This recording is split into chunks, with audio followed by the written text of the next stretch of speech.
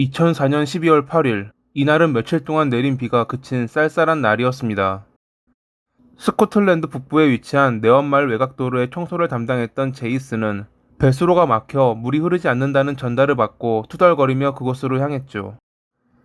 비 때문에 떠내려온 쓰레기들과 나뭇잎으로 인해 막힌 장소를 발견한 그는 집게로 그것들을 주워 준비해온 포대자루에 넣었는데, 그러던 중 집게 끝에 여타 나뭇잎이나 쓰레기와는 다른 딱딱한 감각이 전해오자 그곳을 손으로 살펴보았고, 그 물건을 꺼내는 순간 놀라고 말았습니다. 그가 배수로에서 발견한 것은 손바닥만한 크기의 권총이었거든요. 일명 주머니 권총이라고 불리는 이 총은 1920년대에 독일에서 만들어진 것으로 크기가 10cm 정도밖에 되지 않아 휴대를 비롯해 숨기기에 적합한 권총이었습니다. 제이스의 신고를 받고 권총을 확인한 경찰은 하나 더 놀라운 사실을 알아냈습니다. 우연히 발견된 이 권총이 열흘 전 일어났던 살인사건의 흉기라는 것을 말이죠.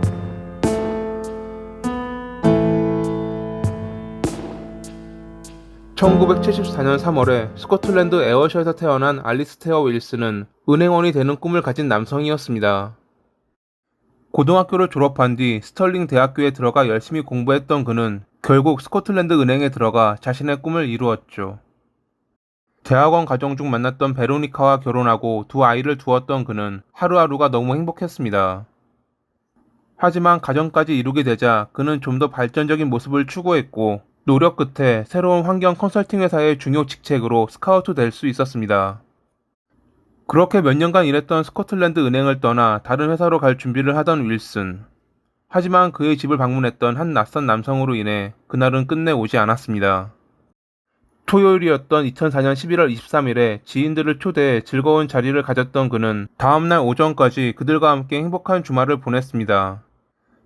점심 무렵 지인들이 돌아가고 난 뒤 윌슨은 정원을 손질했고, 아내 베로니카는 아버지와 이야기를 하며 평화로운 오후를 보낼 무렵 일이 생겨 그러는데 저녁까지 아이 좀 돌봐달라는 이웃이 찾아왔습니다.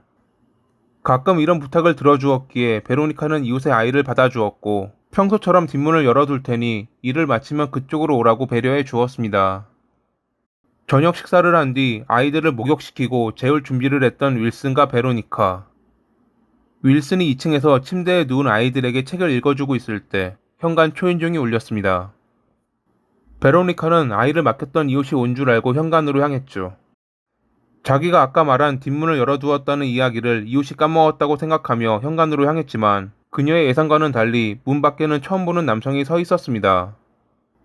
야구 모자를 깊게 눌러 쓴 30대 중후반으로 보이는 남성은 윌슨에게 줄 것이 있다며 그를 찾았고, 늦은 시간에 찾아온 남성이 좀 이상해 보였지만 남편의 이직과 관련해 전달될 것들이 있을지 모른다고 생각한 그녀는 2층에 있던 윌슨을 불렀습니다.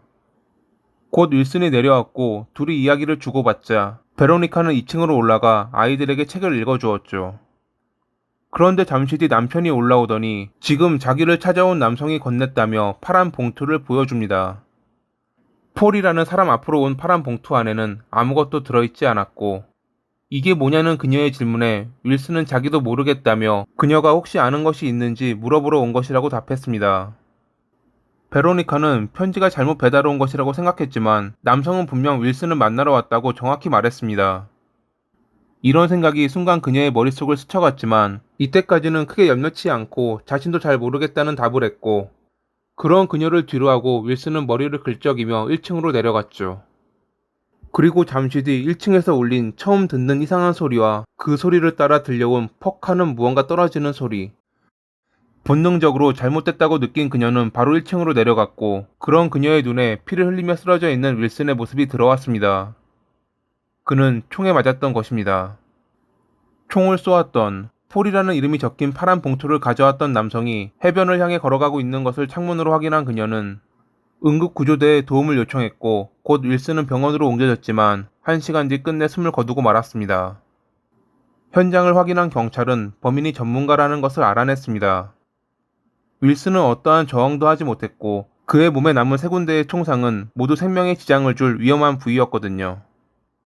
달아날 때도 허둥대지 않고 천천히 걸어갔다는 범인은 인근에 있는 보안 카메라 어디에도 잡히지 않았습니다.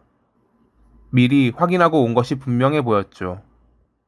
범인이 약 167cm 정도의 키, 야구 모자를 눌러 쓴 30대 중후반의 수염을 깎은 남성이고 파란 재킷에 청바지를 입었다는 베로니카의 증언에 경찰은 혹시 그를 본 사람은 없는지 주변을 돌아다니며 탐문 조사를 벌였습니다.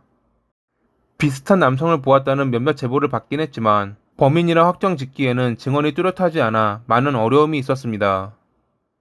조사에 진척이 없자 경찰은 다른 방식으로 접근하기로 합니다. 왜, 누가 일개 은행원인 그를 살해하기 위해 전문적인 킬러를 보냈을까? 일단 윌슨이 은행 자금에 몰래 손을 댄 흔적은 없었습니다. 그렇다고 그에게 원한을 가진 이도 딱히 없었고요. 그가 관리하던 고객의 대출을 상사가 거절하는 바람에 약간의 트러블이 있긴 했지만 겨우 그런 걸로 킬러를 보낼 사람은 없을 겁니다. 근데 생각해보면 범인이 윌슨을 바로 쏘지 않은 것도 이상했습니다. 윌슨은 범인과 대화를 나눴고 잠시 후 2층으로 올라와 그가 줬다며 아내에게 파란 봉투를 보여주었습니다. 만약 처음부터 윌슨을 살해하려고 온 사람이었다면 그가 2층으로 올라가기 전에 살해하지 않았을까요? 그리고 범인은 베로니카가 보았던 폴이라는 이름이 적힌 비어있는 파란 봉투를 가지고 떠났습니다. 그녀는 지인 중 폴이라는 이름을 가진 2명을 경찰에게 알려주었지만 조사 결과 그들은 이 사건과 별다른 연관성은 없어 보였습니다. 범행이 발생하고 열흘 뒤 현장으로부터 약 1.5km 떨어진 배수로에서 범인이 사용한 총이 발견됐지만 며칠 사이 내렸던 비 때문인지 혹은 범인이 지운 것인지 별다른 흔적은 남아있지 않았습니다. 또한 총기 역시 아주 오래전에 만들어진 것이라 불법적인 루트를 통해 구했을 것이고 그렇기에 구입처를 추적하기란 더 어려워 보였죠.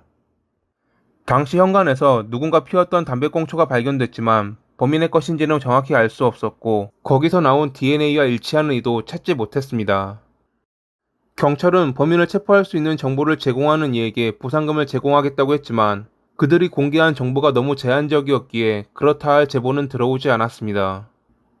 몇몇 이들은 실제 킬러는 없고 진범은 아내인 베로니카라는 주장을 하기도 했지만 평소에도 금실이 좋았던 그들 부부가 그랬을 리 없고 불륜이나 돈 문제에 관한 것도 찾아볼 수 없었습니다.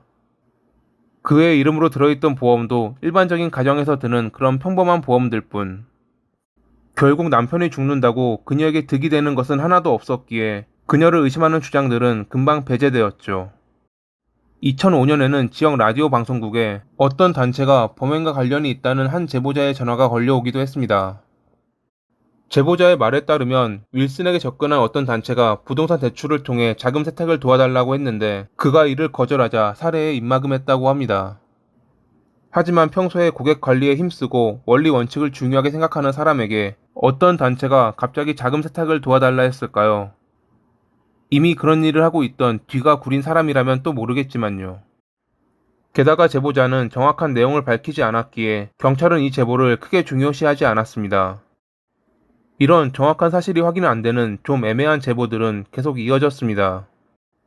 스코틀랜드 은행에 많은 빚을 져 많은 직원을 잘라야 했던 축구 클럽에서 은행에 복수하기 위해 킬러를 보낸 것이라는 좀 어이없는 제보도 있었죠. 이런 가운데 윌슨의 전 동료였던 폴이라는 남성이 범인은 스코틀랜드 은행의 누군가일 가능성이 높다는 이야기를 꺼냅니다. 그가 살해되기 몇 주 전 폴은 은행의 대출 전략을 폭로하다 해고됐는데 당시 생각보다 강한 강도의 위협을 당했다고 합니다. 이직이 결정된 윌슨 역시 은행에 무언가를 폭로하려다 자기처럼 입막음 당했을 가능성이 있다는 것이 그의 주장이었습니다.